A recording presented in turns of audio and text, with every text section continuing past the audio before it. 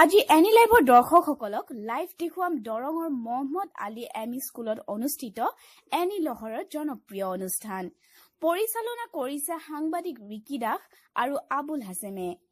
এয়া লাইভ চাই থাকিব আমাৰ অনুষ্ঠান।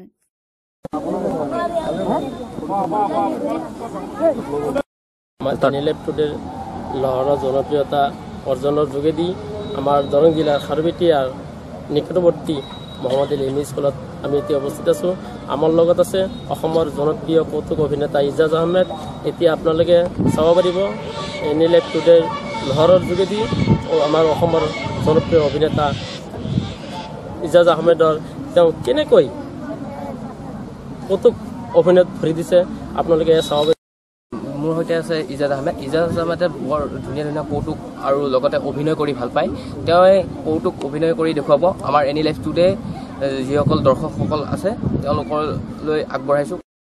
কি কৰি দেখুৱাম বুলি ভাবিছোঁ? নাই একদিন আৰু কিনো কৰিম হা, আমাৰ সবেই মোৱা চোৱা ফেলা চেলা আছে না, সেইকাৰণে গোটেই মাল খাই গোটেই দিন পৰি থাকো ছোৱালীৰ পাল্লাত পৰলে। সেইকাৰণে মই কৈছো পোনপটে ধন্যবাদ জ্ঞাপন কৰিছো আমাৰ এনি লাইভকে। সেইকাৰণে মই মোৱা ক'ত গেল? এয়া আমাৰ মোৱা কোৱা। মই তোমালোক কাম কৰি আছো, কাম কৰিছো নাটক কৰি মই বহুত ভাল পাইছো।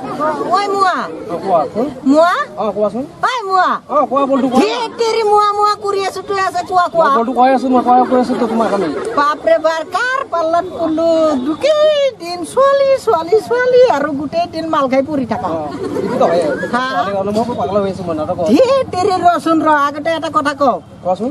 ছোৱালীৰ যে আছিল সিদিনাখন যে ইমান খেদালে তইনো কি কৰিলি?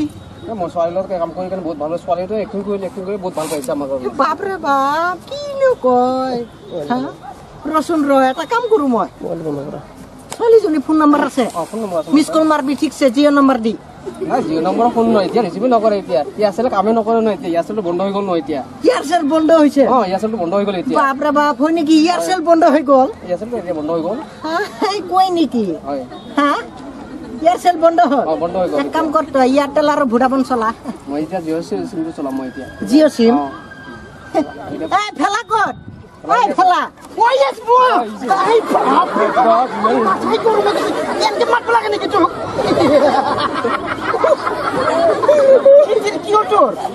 আমাৰ ইয়াৰচেল চিম বোলে বন্ধ হৈছে।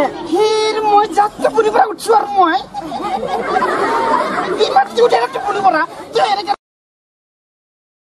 কম হা তহঁতে পেলাই আছ আৰু মোক ধৰি আছ আৰু ইফালে মোবাইল বোলে সদায় পাল্টিয়ে দি থাকে। ৰচোন ক মোৱাৰ কাহিনীটো কি হ'ল সেইদিনাখন? মোৱাৰ কাহিনীটো সেইটোতো মই হেৰি কৰি দিছো নহয়। কোনটো? ডিলিট কৰি দিছো। ডিলেট? বাপৰে বাপ ইয়াৰচেল গ'ল মানে ডিলেট আৰু ইয়াৰচেল আছিলতো এতিয়া বোলে ইয়াৰচেল টাৱাৰে নাপায় আৰু। হয় নেকি? মই এইটো ভেজিটেবল কৰি দিছো। কাম কৰছ তই হা মোবাইল ইজাজ আহমেদৰ ওচৰলৈ গৈছোঁ। তেওঁৰ পৰা জানিব চেষ্টা কৰিম কেনেদৰে আগবাঢ়ি গৈছিলে। পোনপ্ৰথমে মই এনি লাইফত ধন্যবাদ। সৰুতে মানে ক্লাছ 4ৰ পৰা বহুত চেষ্টা কৰিছিলোঁ আৰু চেষ্টা পূৰণ হৈ আছে লাহে লাহে। আৰু মই যেতিয়া ক্লাছ 4ত পঢ়োঁ তেতিয়া ডান্স কৰিছিলোঁ, এক্টিং কৰিছিলোঁ আৰু বহুত মানে সুযোগত বহুত মানে কষ্টৰ ফলত মানে আগবাঢ়ি গৈ আছোঁ। আৰু আশীৰ্বাদ কৰিব আপোনালোকেও যাতে আৰু আগন্তুক দিনত আগবাঢ়ি যাব পাৰোঁ। আৰু 2016ত মই আছাম টক্সৰ ৰিয়েলিটি শ্ব' কৰিছিলোঁ ডান্সৰ। আৰু এতিয়া মানে খাপলাৰ লগত মানে এটা পাৰফিউম শ্বট কৰিছিলোঁ আৰু এতিয়াও মানে এক্টিং কৰি আছোঁ। আৰু আমাৰ লগত আছে বহুতো মোৱা আছে। আমি যিখন মানে এক্টিঙত আগবাঢ়ি গৈ আছোঁ এইখনৰ চিৰিয়েলৰ নাম হৈছে ঐ মোৱা বুলি কয়।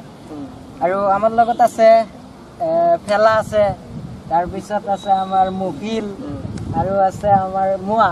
এয়া মোৱা।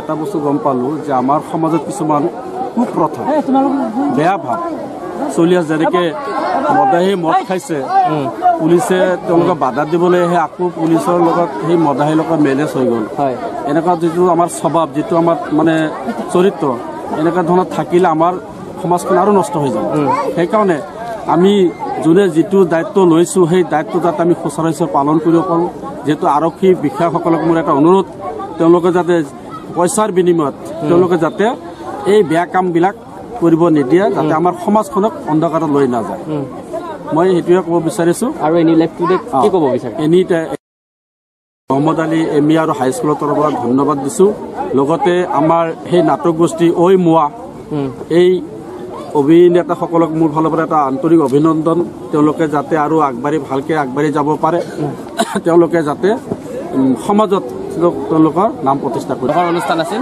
লহৰ অনুষ্ঠানৰ পৰা আজি আমি বিদায় ল'ব লাগিব পৰৱৰ্তী খণ্ড লৈ আহিম এনি লাইফ টুডেলৈ ধন্যবাদ এইটো অনুষ্ঠান আছিলে এই অনুষ্ঠানটোত মোৰ সহযোগী সাংবাদিক আবুল হাছান ডাঙৰীয়া তেওঁ মোক সহায় কৰিছিলে আৰু এই অনুষ্ঠানৰ পৰা আমি বিদায় ল'ব লাগিব নেক্সট পৰৱৰ্তী যিটো অনুষ্ঠান আছে এনি লাইফৰ লহৰ অনুষ্ঠানৰ পৰৱৰ্তী কাৰ্যসূচীলৈ আমি আগুৱাই যাম